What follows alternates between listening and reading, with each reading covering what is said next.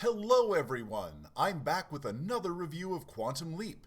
In this episode, Ben uses the DeLorean to travel back to 1885 in order to prevent Addison from being shot in the back by Buford Mad Dog Tannen. Oh, wait.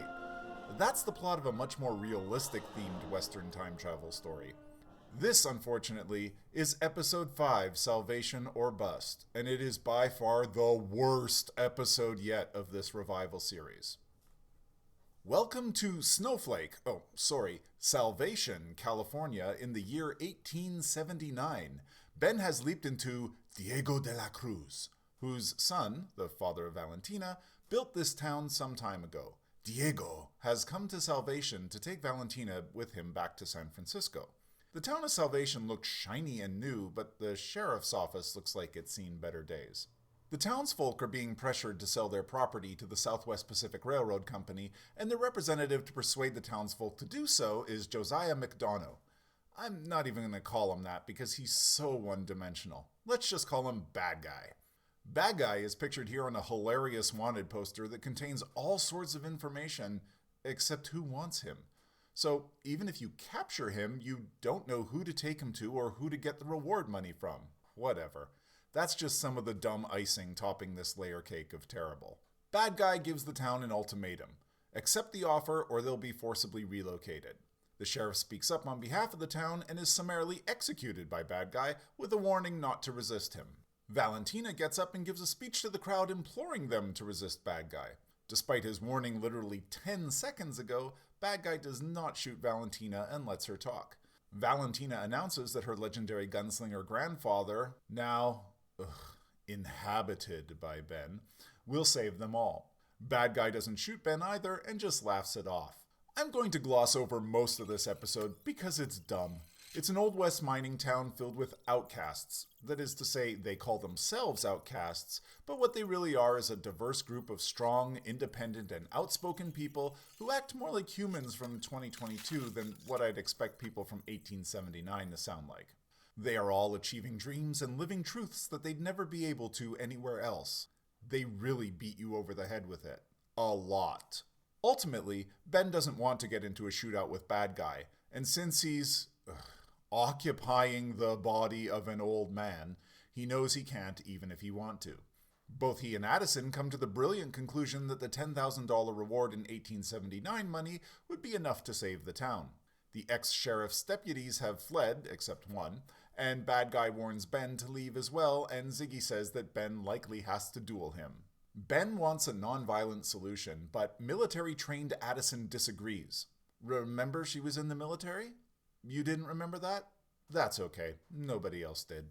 Despite her confirming for Ben that he has never fired a gun, she gives him the worst firearm training. She just told him to aim, even though he wouldn't necessarily know how to aim a gun, especially an antique six-shooter. I know I wouldn't. Whatever. Bad Guy blows up the town forge, and everyone feels defeated. Valentina gives a whole "I've lost faith in you" speech to Ben. Ben gets drunk and wallows in self-pity, and decides to leave with Valentina, but discovers that she left to take on Bad Guy and his gang by herself. Bad Guy captures her and uses her as leverage to force Ben into a duel the following day at high noon. Addison reminds Ben that he is a natural leader and points out the unique skills that this diverse group of townsfolk have. Ben puts together a crew, You son of a bitch, I'm in. and they montage up a bunch of non-lethal traps for Bad Guy and his posse while Ben quotes the A-Team. I love it when a plan comes together. At noon, where we hear a clock bell despite never being shown a town clock, Bad Guy and his posse arrive at a seemingly empty town. Ben makes a dramatic entrance, then all the townsfolk work together to set off the traps and capture Bad Guy. Even the ladies of the night and the town drunk get involved. Town saved. The 2022 subplot isn't much better, though for a second I thought Iris from Avenue 5 was visiting because security woman Jen had a very different hairstyle. Now that I mention it, I think Magic was rocking a different hairstyle too. Anyway, it starts with Addison going on a big diatribe that since Ben remembered her at the end of the previous episode, they should tell him everything and see if he regains his memory and tells them why he leapt. Much to her shock and awe, Magic agrees, stating that Janice's infiltration of Ziggy means they need all the information they can get. Unfortunately, Ben doesn't remember anything new other than he can speak Cantonese. The main 2022 story is that the project gets a visit from Congresswoman Kavita Adani, and as you may recall, nobody outside the project knows that Ben is traveling through time. She's nosing around because the Pentagon noticed that Project Quantum Leap has had a number of power spikes recently. She wants to talk to Ben, but of course she can't, so a bunch of flimsy excuses are made up to try and lead her away from the truth. She demands to see the rest of the team in one-on-one interviews where they all lie to protect Ben. I'd like to point out that she just talks to Addison, Ian, and Jen, despite there being a bunch of other people who work for the project. Remember Thumb Drive Girl? Pepperidge Farm remembers. Knowing that it's just a matter of time before Adani realizes that Ben has leaped, security woman Jen finds what looks like a news article about a drunk driver to use as leverage against Adani.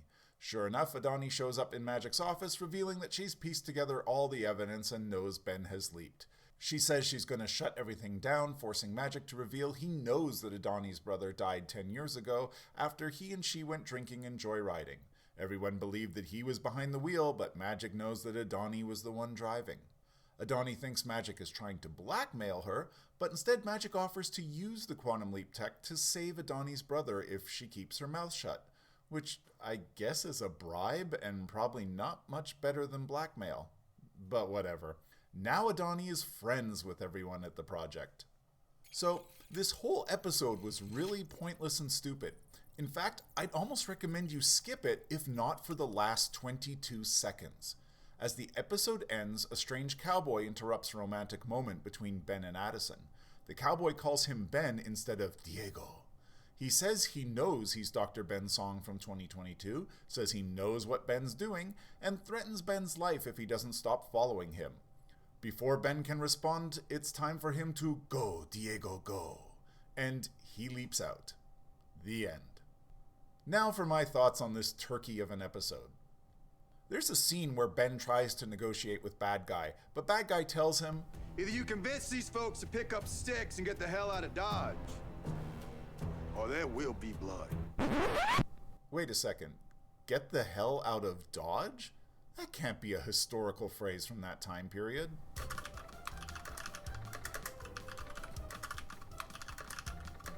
My gut was right.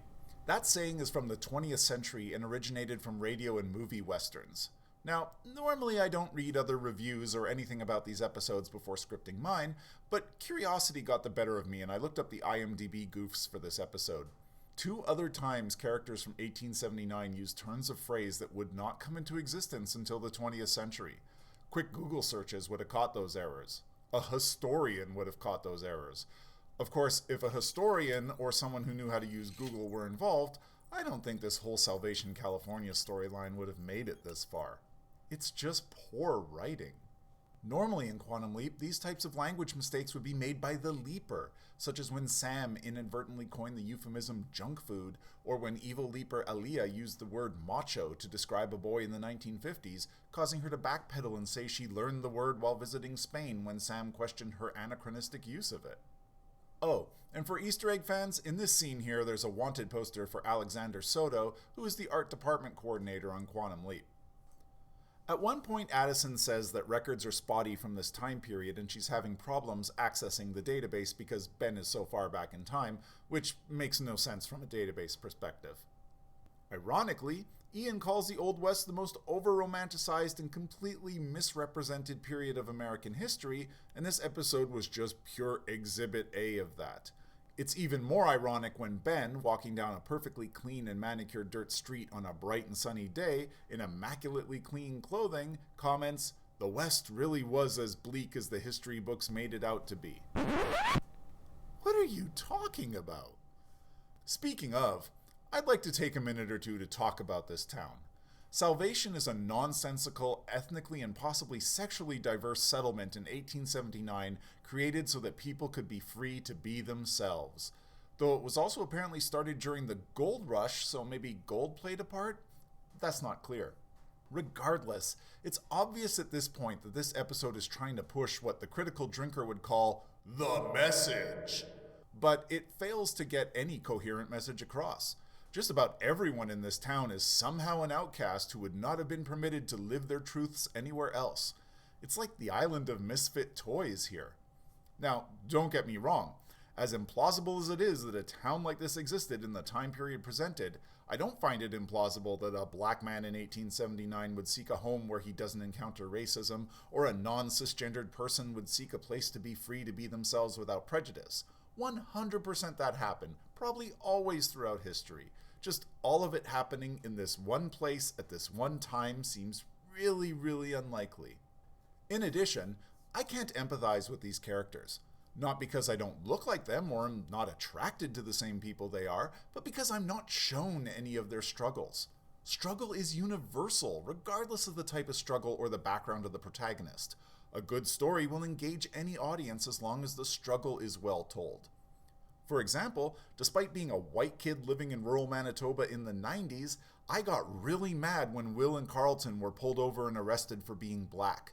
That was injustice, and I felt for them despite knowing that I would never likely experience anything comparable to such prejudice myself. The people in this town don't give you any struggle to empathize with other than some very uninformative statements. Take the saloon owner. All she says is a woman would never be able to get a bank loan to start a business in the big city.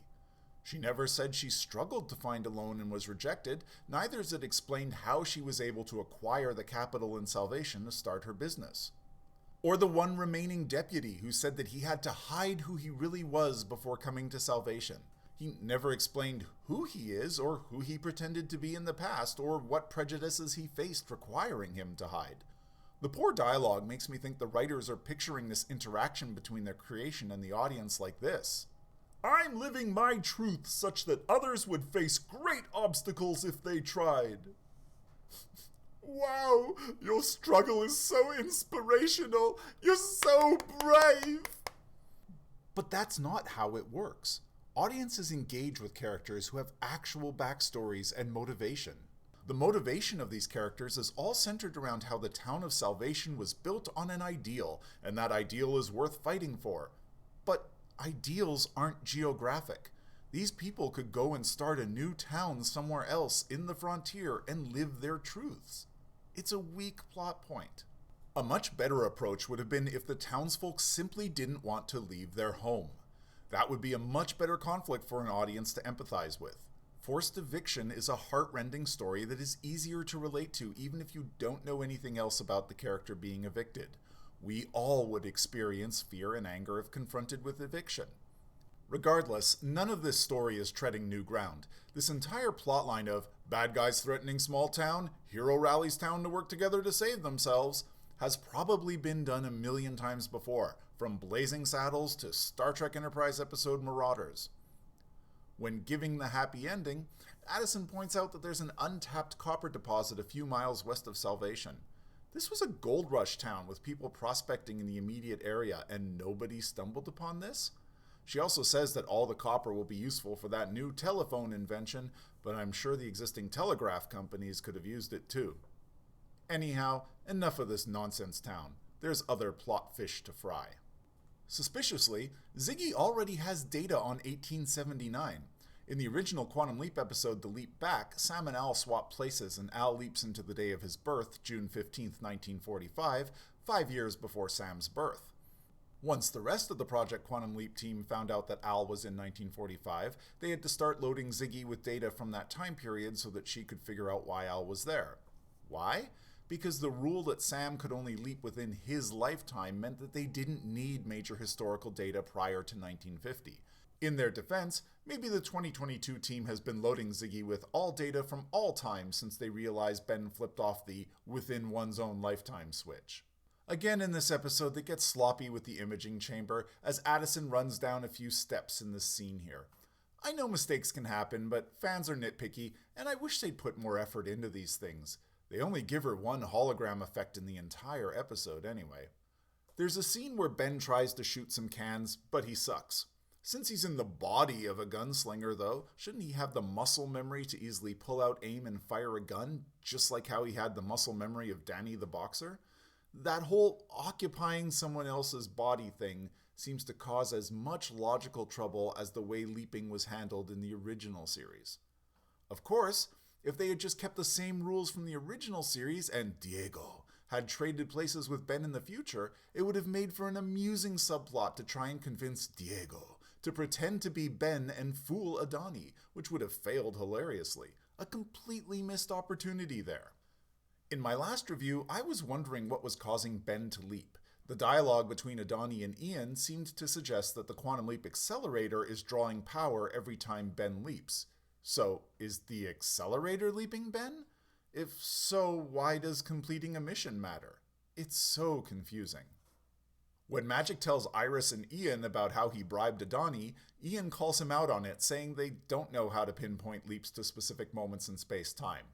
Now, I realize it probably gets tiresome to hear me say, but in the original series, in Season 4, Episode 1, Sam revealed that he had upgraded the accelerator so that he could hit the bullseye and purposefully leap into someone at a specific point in space-time, which he does to save Al's life.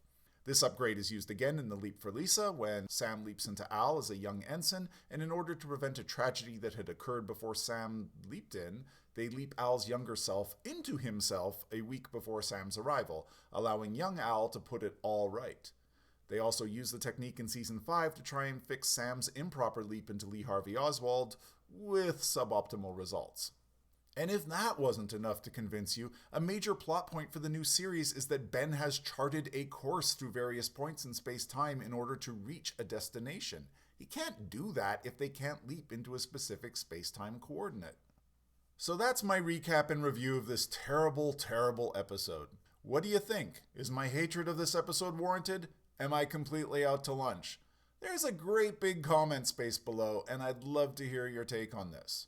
In the meantime, please like, subscribe, and share, and for those of you who stuck through to the end, thank you so much for watching. Last video I promised a big announcement, and here it is. In February, I published my first science fiction novel, Holocene. What's it about? I'm glad you asked. Jake Taylor mysteriously vanishes while hiking in a remote area of Manitoba, Canada. When his wife Sarah receives a ping from Jake's phone suggesting he's in Vatican City, she immediately flies to Rome in search of answers. Chaperoned by Jean-Paul Ducharme from the Canadian Embassy, they follow the signal to its source, and in doing so, get caught up in a bizarre story of loss and adventure that changes their lives forever. If you're in Winnipeg, Manitoba on March 12, 2023, I'll be hosting a Meet the Author and book signing at Cork and Flame Restaurant between 2 and 4 p.m. 3106 Portage Avenue. Be there! If you'd like to support my channel and want a good read, go to holocenenovel.com and pick yourself up a copy. Links will be provided in the description below. That's all for now. Take care of each other, and as always, I'll see you in the future. Pleh.